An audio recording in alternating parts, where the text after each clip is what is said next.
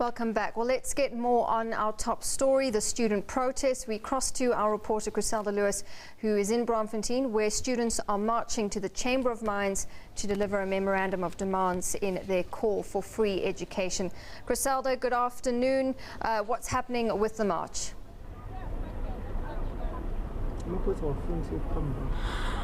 Well, Natasha, the Johannesburg CBD has basically come to a standstill as hundreds of Wits University students who are protesting for free education are now taking their demands to the Chamber of Mines in the Johannesburg CBD, where we are at the moment. We've just passed the Nelson Mandela Bridge, and really what I'm seeing here at the moment is a lot of onlookers who are obviously, having a discussion about these hundreds of students who have now taken to the streets. One can definitely tell at this stage that, they obviously know these are the students who have, for the past a couple of weeks now, taken to the streets to demand a free education. So essentially what's going to happen now is that they will march on the Chamber of Mines, and what these students are saying is that this is basically the first phase of marching to the private sector. They believe that the private sector can do more to alleviate the financial crisis, as they say, when it comes to the affordability or non-affordability thereof of tertiary education in South Africa.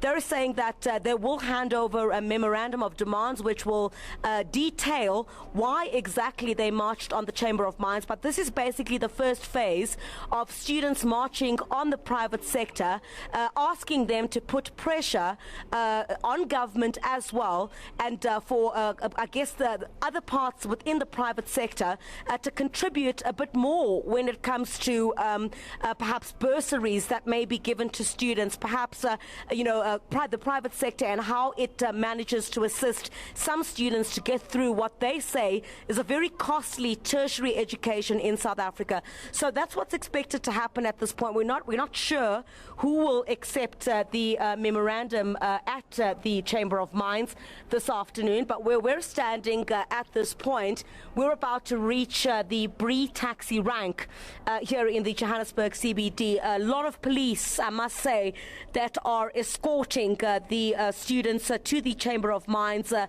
lot of vehicles also trying to maintain law and order to ensure that the traffic doesn't come to a complete standstill.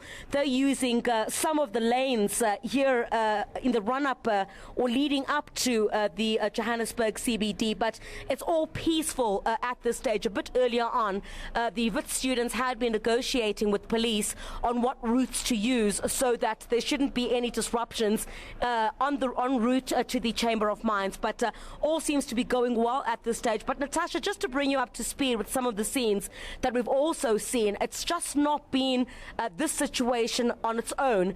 The University of Johannesburg is also seeing or experiencing major disruptions today.